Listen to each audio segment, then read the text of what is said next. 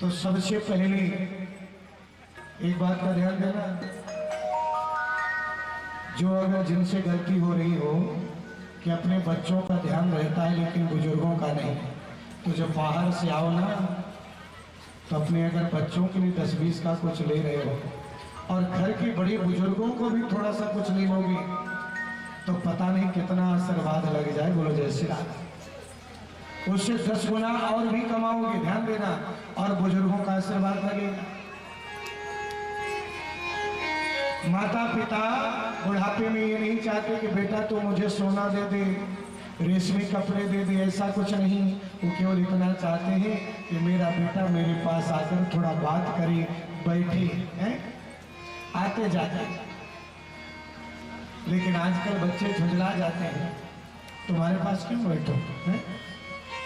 अगर हम घर से जाते हैं, थोड़ा सा बैठ गए, उनके पास समय दिया और आते समय थोड़ा बैठ गए, उनसे दरबार किया, कुछ बातें किया, ध्यान देना, उनके अंदर का खून बढ़ जाता है।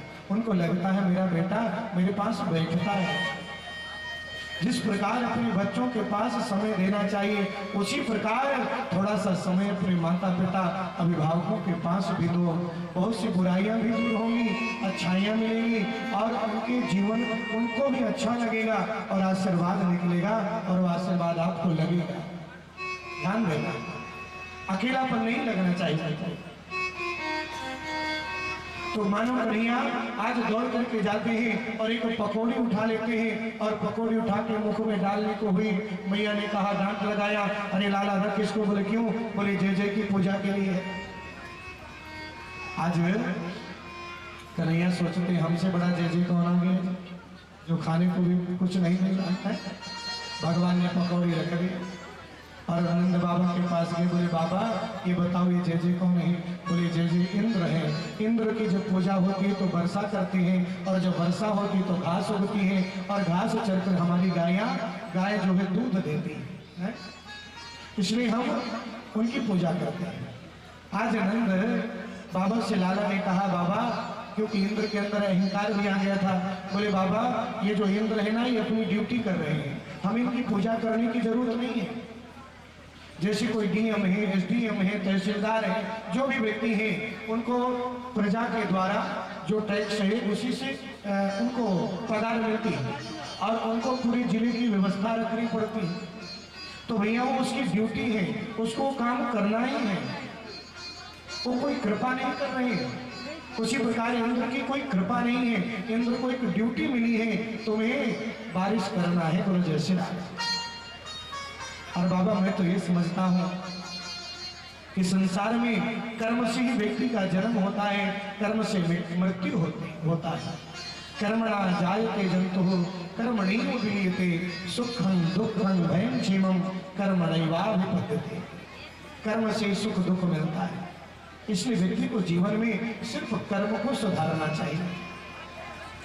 और मैं तो चाहता हूँ बाबा इस बार हमें गोवर्धन जी की पूजा करनी चाहिए। देखो ना गोवर्धन जी के ऊपर से साल भर जल गिरता रहता है झरने के रूप में, और मानो वहाँ घास उगी रहती है और हमारी गैया चलती है। तो मेरी इच्छा है तो गोवर्धन जी की पूजा करनी चाहिए। हमें गोवर्धन जी आंधी तूफान से भी बचाते हैं।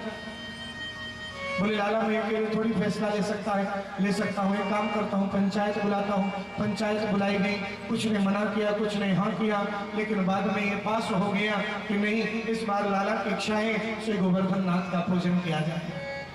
बड़ी तैयारियां होती हैं, 56 भोग बन रहे हैं, और जब 56 भोग बन रहे हैं, ध्यान देना 56 भोग क्या क्या बन रहे हैं। आज मेरी माताएं बहनें भी सुंदर 56 भोग बनाई है, हमने उसको ढकवा दिया है। अच्छा किया है? अरे भैया इतने सुंदर स्वादिष्ट पकवान होंगे, देखेंगी सुगंध आएगी तो वैसे पानी आ जाता है। बोलो जैसे लगे मुंह में है। कहीं जो पास में बैठे कुछ गड़बड़ कर दे तो झूठा हो जाए। मेरे भगवान को भोग लगना है। तो आज 56 प्रकार के व्यंजन है। और क्या बना रही देवियां वहां पर कि खुरचन है खीर मोहन, खुरचन है खीर मोहन और खीर सा खुरमी खीर। नाम सुन के पानी आ रहा।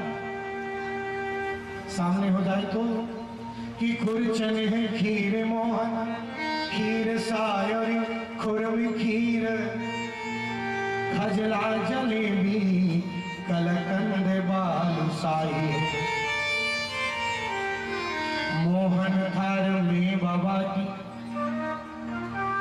मठरी में सोरी पाक पेड़ा रसगुल्ला संग रबड़ी बनाई है गुजिया नमकीन सेब गठिया शक्करपड़ी पापड़ पकौड़ी समोसा बनाई है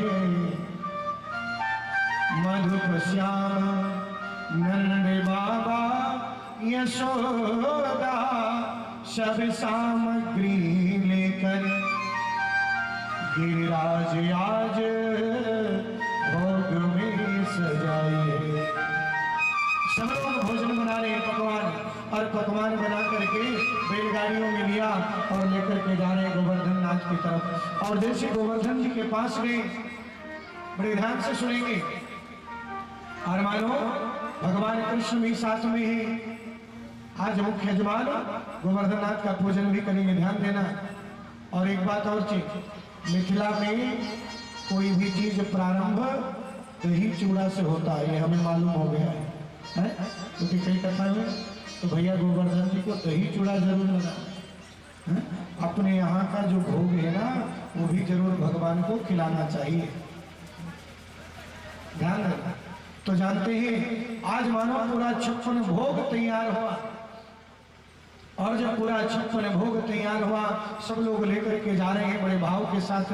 और जैसे भाव के साथ जा रहे हैं ध्यान देना, आज भगवान कृष्ण के साथ नंद बाबा पहुंचे और आज पूछने लगे लाला ये बता तेरे गोवर्धन जी की पूजा कैसी होगी। बोले गोवर्धन जी की पूजा ऐसी होगी जैसे हम लोग अपने घर में भगवान लड्डू गोपाल की पूजा करते हैं। आज जानते हैं। बोले लड्डू गोपाल की पूजा कैसे करेंगे। बोले लड्डू गोपाल की पूजा हम वैसे करेंगे जैसे हम नहलाते हैं उसी प्रकार गोवर्धन जी को भी नहलाएंगे। बोले जैसे और जैसे नहलाने के लिए कहा सभी जितने ब्रजवासी हैं सभी घड़ा लेकर के जाते हैं। कहा यमुना जी में, यमुना जी से जल लेके आए और जब लेके आए नहलाया तो गोवर्धन जी कितने बड़े हैं। गोवर्धन जी 21 किलोमीटर के हैं। कितने? 21 किलोमीटर के। और 21 किलोमीटर के गोवर्धन जी को नहलाए तो भैया एक कोना मात्र भीग पाया। कितना भीगा? एक कोना। कमर वैसे दुखने लगी, इतने दूर से जल ले गया। बोले कन्हैया तेरे गोवर्धन को तो हम नहीं नहला पाएंगे, इतना पानी कहाँ से लाएंगे। एक काम करना तू ही कुछ ऐसी व्यवस्था कर दे कि तेरे गोवर्धन अपने आप नहा ले। तो मानो मेरे भगवान कृष्ण ने गंगा मैया का ध्यान किया और जैसे गंगा का ध्यान किया तो झरझर करके आज मानसी गंगा प्रकट हो जाती है। बोलिए मानसी गंगा की।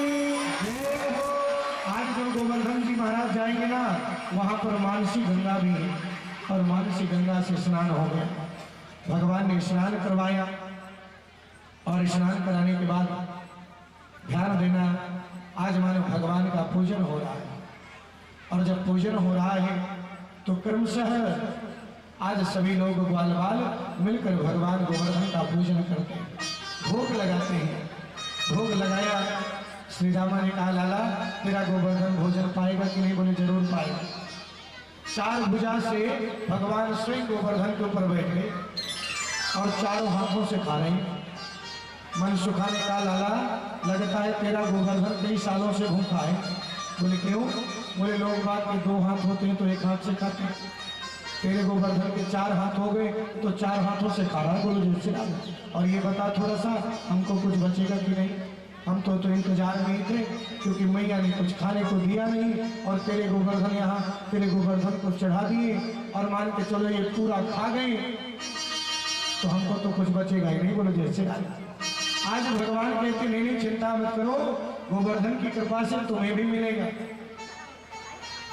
और आज सभी लोग अपने स्थान पर बैठे रहेंगे, मात्र मुख्य यजमान आएंगे और पीछे से ये जो चेयर लगी है ना साउंड वाले भैया, यहाँ से थोड़ा हट जाएगा, चेयर हटा के, और यहाँ पीछे से गोवर्धन जी का पूजन मुख्य यजमान जोड़े सहित करेंगे।